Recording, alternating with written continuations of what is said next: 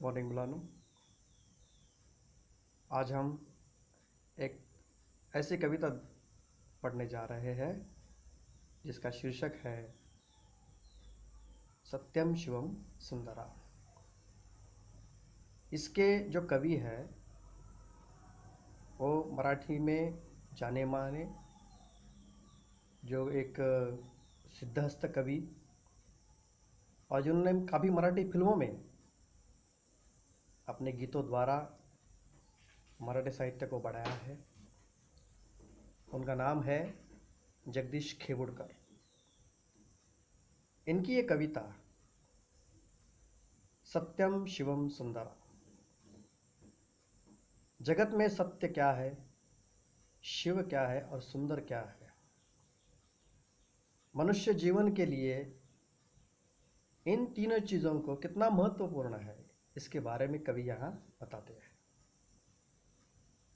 आज पहले हम इस कविता को गाएंगे, बाद में इसका अर्थ समझने की हम कोशिश करेंगे। तो इसकी धुन इस प्रकार है।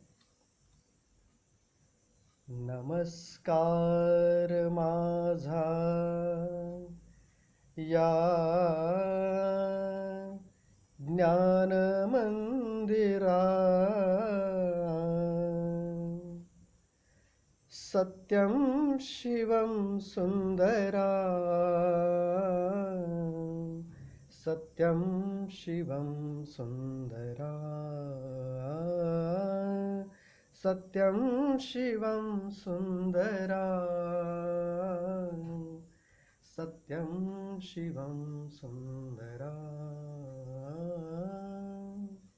शब्द रूप शक्ति दे, भाव रूप भक्ति दे, शब्द रूप शक्ति दे, भाव रूप भक्ति दे, प्रगतीचे पंख दे, चिमण पाखरा, चिमण पाखरा, ज्ञान मंदिरा, सत्यम शिवम सुंदरा,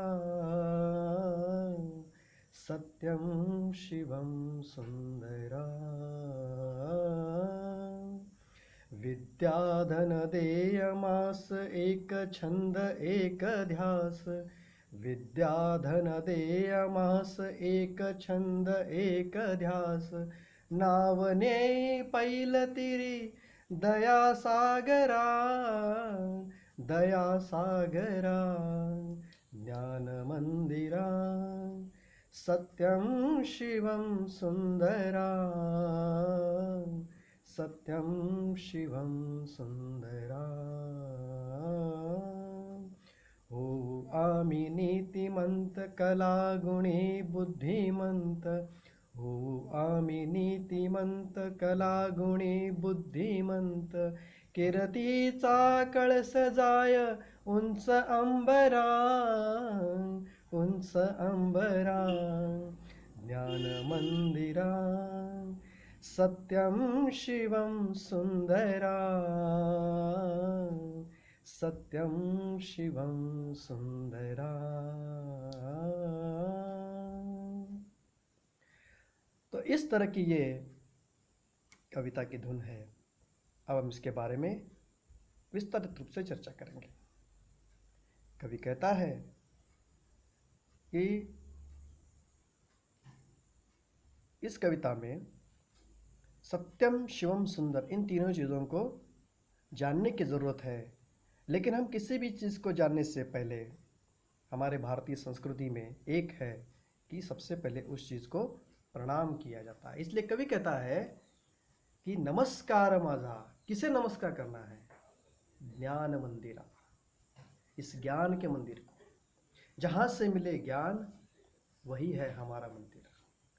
इस आप देखो, हम जब मंदिर में जाते हैं तो सबसे पहले जब आप मंदिर में प्रवेश करते हो तो क्या करते हैं कि हम पहले उस चौखट को प्रणाम करके अंदर जाते हैं।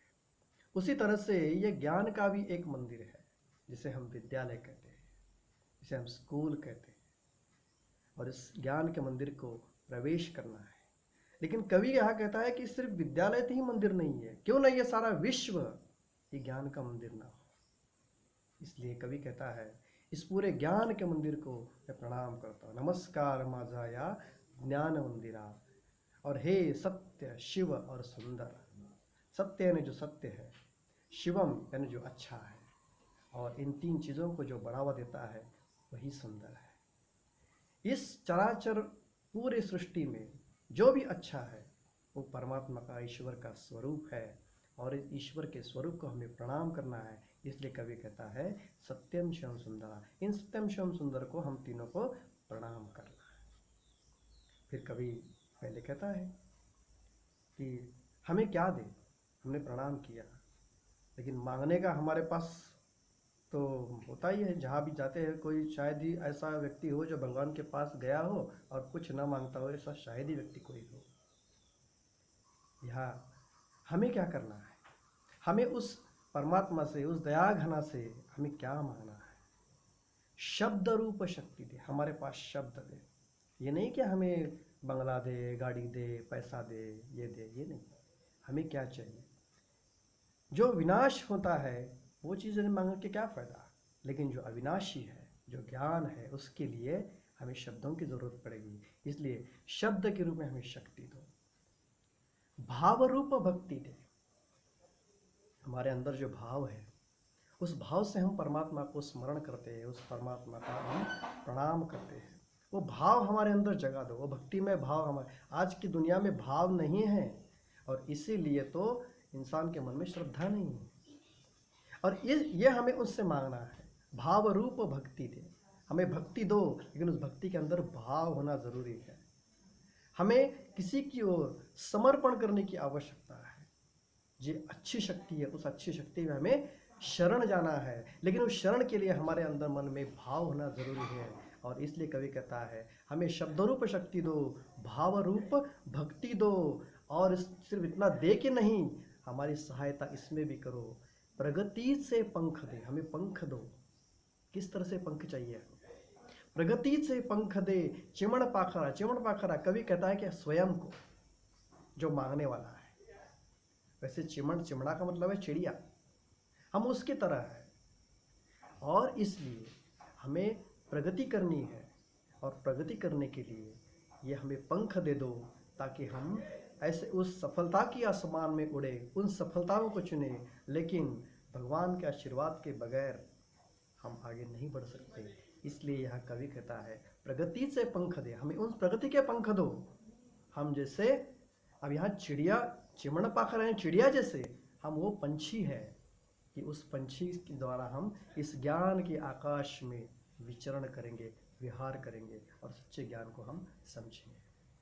आगे कवि कहता है हमें सिर्फ इतना ही नहीं, और क्या करना है? विद्याधन, विद्या यानी शिक्षा, और ये हमारे लिए धन है।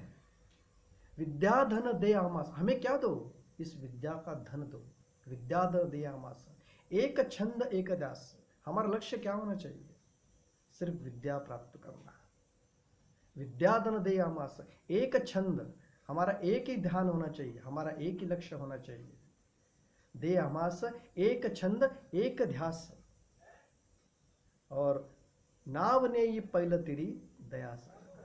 पैलतिरी इसका मतलब है दूसरे पार, जिसे हम भवसागर भी कहते हैं। पुराणों में जिसको भवसागर बोला जाता है, एक ओर से दूसरी ओर जाना, यानी हम प्रगति की ओर चले। गति से प्रगति होती है, और इसलिए हमें उसकी ओर चलना है। नाव ने, हमारी नाव, हमारे जीवन की नौका जो है, इस जीवन की नौका को हे परमेश्वर हमें प्रगति की ओर, दिशा की ओर ले चलो। नाव ने ही पहले तेरी दया सागरा, पर भगवान के लिए कहा है आप तो दया का सागर है ना? परमात्मा तो है ही, वो तो दया का सागर है, प्यार का सागर है। तू प्यार का सागर है, तेरी एक बूंद के प्यासे हम। यहाँ कवि यही कहता है बात, कि हमें जो है आप प्रगति की उस किनारे की तरफ ले चलो, उस भवसागर की तरफ ले चलो, कि जहाँ हम आसानी के साथ हमारा जीवन जी सकते हैं। आगे कवि कहता है हम कैसे बने? हो आमे नीतिमंत, हमारे अंदर नीति का विकास, हम नीतिमंत बने। हो आमे नीतिमंत, कला गुणी बुद्धिमंत, हर एक व्यक्ति में एक कला होती है और इस कला का विकास हमेशा हमें करना चाहिए। कई बार ऐसा होता है कि हमारे अंदर कौन सी कला है ये हमें पूरे जीवन भर पता नहीं चलता है, और जिनको पता चलता है वही सफलता का आसमान चूमते हैं। यहाँ कवि कहता है कि हम उसकी तरह बने, हो आमी नीतिमंत, हम नीतिमंत बने, और हम कला गुणी, कला हमारे अंदर हो, हमारे अंदर अच्छे गुण हो। ये कवि वहाँ मांगता है भगवान को। और इस तरह से यदि हम उस परमात्मा को पूरी तरह से शरण जाएंगे तो अंत में क्या होगा, कीर्तिचा कळस जाय उंच अंबरा, हमारे हम सफलता के आसमान को चूम लेंगे, हम सफलता के आसमान की तरफ दौड़ेंगे। ये अंत में कवि कहता है, क्योंकि ये कीर्ति होती है ये बहुत चोटी पे होती है, कीर्ति की ऊंचाई, इस ऊंचाई तक हम अंत में पहुंचे, यही यहाँ पे कवि अंत में